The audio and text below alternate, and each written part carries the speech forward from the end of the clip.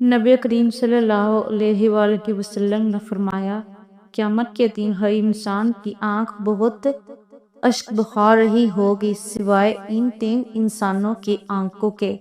वो 3 आंखें कौन सी हैं? आज की इस वीडियो में आपको बताएंगे। बिस्मिल्लाहिर्रहमानिर्रहीम। नाजरीन, क़यामत एक ऐसा लफ्ज़ है जिसे सुनकर लोगों के दिल बेकरार हो जाते हैं।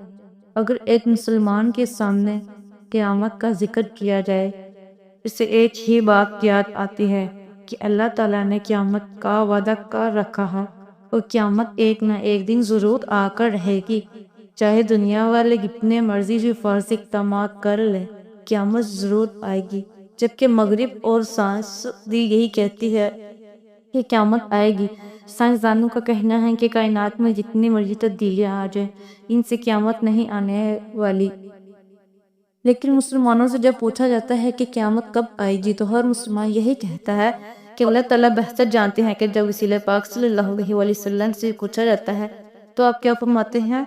एक दफ़ा बारगाह नबूवत में एक आदमी आया। उसने रसूल पाक सल्लल्लाहु अलैहि वसल्लम से अर्ज़ किया कि या रसूलल्लाह, क़यामत कब आएगी? जनाब रसूल सल्लल्लाहु अलैहि वसल्लम ने फरमाया, बेशक इस बात का इल्म सिर्फ अल्लाह ताला को है कि क़यामत कब आएगी। हमारा यकीन है, हमारा ईमान है कि अल्लाह का वादा सच्चा है। क़यामत ज़रूर आएगी। कब आएगी अल्लाह बेहतर जानता है।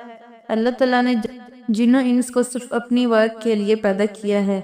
जिस दुनिया में नेक अमाल करेगा, अल्लाह को राज़ी करेगा, अल्लाह ने उसके लिए आखिरत में इनामात रखे हैं। और जिस दुनिया में अल्लाह को नाराज़ करेगा, अल्लाह ने उसके लिए आखिरत में अज़ाब तैयार कर रखा है। लेकिन अल्लाह रब्बुल आलमीन ने यह भी इरशाद फरमाया कि मेरी इज्जत की कसम, मेरे जलाल की कसम, मेरे बुलंद मर्तबे की कसम, जब तक मेरे बंदे मुझसे मग़फ़िरत तलब करते रहेंगे, मैं उन्हें मुआफ़ करता रहूँगा। इंसान की खसलत है कि वो नसियान से महफूज नहीं है। इसके तहत तो वो दानिस्ता या दानिस्ता गुनाह कर पड़ता है। लेकिन बेहतर इंसान वो है जिसे गुनाह के बाद ये एहसास हो जाए कि उससे गलती हो गई है। अगर उसने तौबा ना की तो ये गलती अल्लाह ताला को नाराज़ कर देगी। उससे अपने माबूद दो मालिक की नाराज़गी की सूरत भी बर्दाश्त नहीं होती। इसलिए वो पूरी तौर पर अल्लाह ताला के दरबार में हाजिर होकर गिड़गिड़ाता है और आइंदा ऐसे गुनाह ना करने का पक्का अज़म करते हुए तौबा करता है। जबकि उस जहां में कई ऐसे बदनसीब सियाहकार भी हैं जिनको जिंदगी भर ये एहसास नहीं होता कि उनका मालिक उनसे नाराज हो चुका है, और वो हैं कि दिन रात गुनाह करते चले जाते हैं और रात को गहरी नींद सोते हैं या मजीद गुनाहों पर मबनी अमाल में मशरूफ रहकर जिंदगी गुजार देते हैं।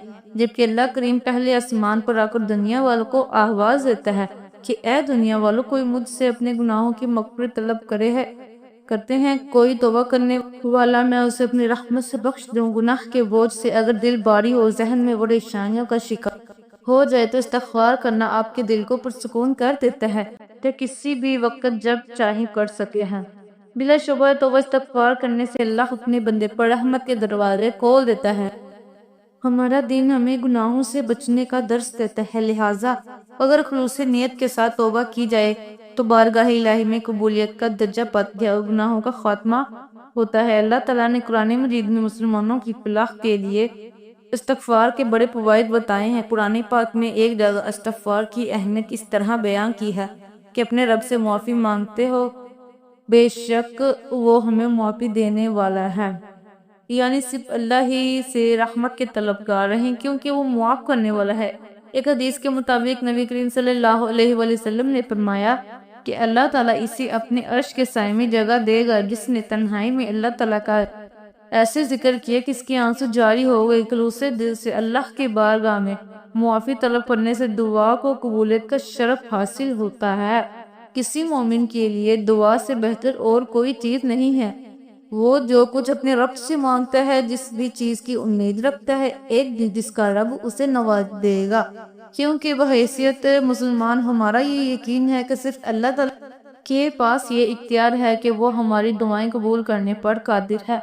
कुरान मजीद में अल्लाह ताला का ये वादा है, अल्लाह ताला से मुआफ़ी तलब करते रहने से वो रिस्क में खैरो बरकत अता करता है। मोमिन के रिस्क में यह फरावानी एक मखसूस मुद्दत के लिए होती है। इस बात की वजाहत इस तरह की गई है कि इंसान अपनी नेमतों को जब फरामोश कर देता है। इस हवाले से फरमाने मुस्तफ़ा सल्लल्लाहु अलैहि वसल्लम है, کہ جس نے استغفار کو اپنے اوپر لازم کر لیا، اللہ اس کی ہر پریشانی دور فرمائے گا اور ہر تنگی سے اسے راحت عطا فرمائے گا اور ایسی جگہ سے رزق عطا فرمائے گا جہاں سے اسے غما بھی نہ ہوگا۔ اللہ تعالیٰ ہر مسلمانوں کو آزمائش مصیبت سے دوچار کرتا ہے۔ در حقیقت یہ مومن کا امتحان ہے۔ اللہ تعالیٰ اس طرح مومن کے اپنی ذات اور اسلام پر اعتقاد کی مضبوطی کو جانچتا ہے۔ ایسے وقت میں شکوہ نہیں، اللہ سے معافی مانگنی چاہیے، استغفار کرنا چاہیے، کیونکہ رب العالمین اپنی معافی کے طلبگار بندوں کو سزا نہیں دیتا بلکہ معاف کرتا ہے۔ قرآن زندگی میں ہمیں یہی طرز عمل اختیار کرنے کا درس دیتا ہے۔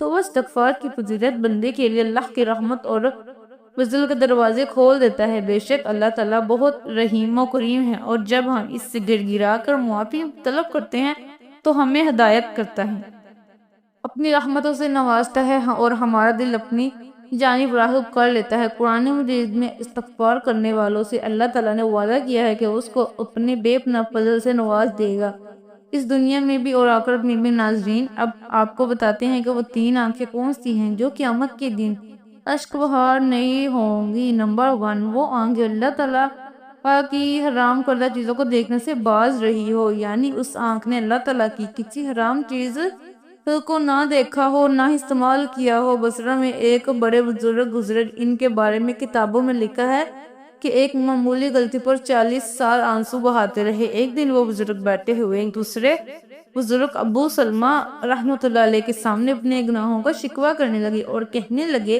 کہ میں نے ایک ایسا گناہ کیا ہے جس پر 40 سال سے رو رہا ہوں۔ تو ابو سلمہ نے بات سن اور حیران ہوئے، ایسا کون سا سزر ہوا ہے؟ وہ کہنے لگا، ایک دن میرے بھائی مجھ سے ملنے آئے، میں نے 1 دینار مچھلی خریدی، چنانچہ میرے بھائی نے وہ مچھلی کھائی۔ میں نے اٹھ کر اپنے پڑوسی کی دیوار سے مٹی کا ایک ٹکڑا اٹھایا تاکہ وہ اس سے ہاتھ پونچھ لے، اپنے ہاتھوں کو صاف کر لے۔ اس مٹی کے ٹکڑے کے اٹھانے پر میں 40 سال سے رو رہا ہوں، کیونکہ وہ ٹکڑا میں نے اپنے پڑوسی کی اجازت کے بغیر اٹھایا تھا۔ کیسا احساس اور کیسا خدا کا خوف ان کے دلوں میں تھا۔ وہی بزرگ نیک لوگ ہیں جنہوں نے اپنی ساری زندگی حرام کھانے، حرام دیکھے بغیر گزار دی۔ نمبر 2، وہ آنکھ جو اللہ تعالیٰ کی راہ میں، اللہ تعالیٰ کی یاد میں ساری رات عبادت میں جاگتی رہی، جس نے راتوں میں قیام کیا اور اللہ تعالیٰ کی یاد میں اشک بہار ہوئی۔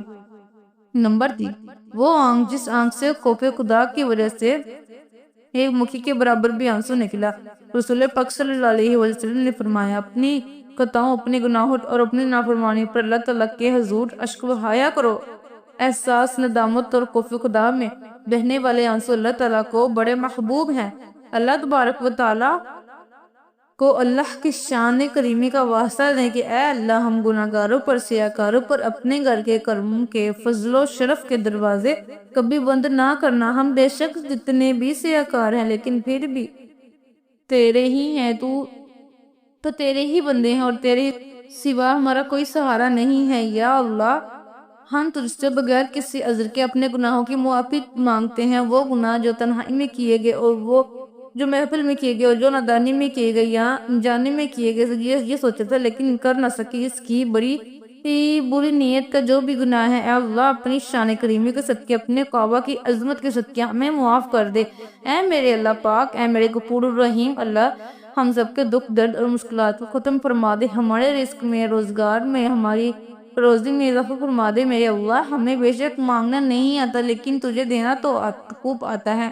میرے اللہ، ہمیں بغیر مانگے ہی عطا کر دے۔ آمین ثم آمین۔ دعا ہے کہ رب کریم میرا سنانا اور آپ کو سننا اپنی بارگاہ الہی میں قبول و منظور فرمائے، آمین۔ ناظرین، اپنے رزق میں برکت اور وسعت کے لیے اللہ تعالیٰ کے 99 ناموں میں سے کوئی ایک نام کمنٹ باکس میں ضرور لکھیں۔ جزاک اللہ خیر۔ اللہ تعالیٰ ہم سب کا حامی و ناصر ہو، آمین۔ السلام علیکم ورحمۃ اللہ وبرکاتہ۔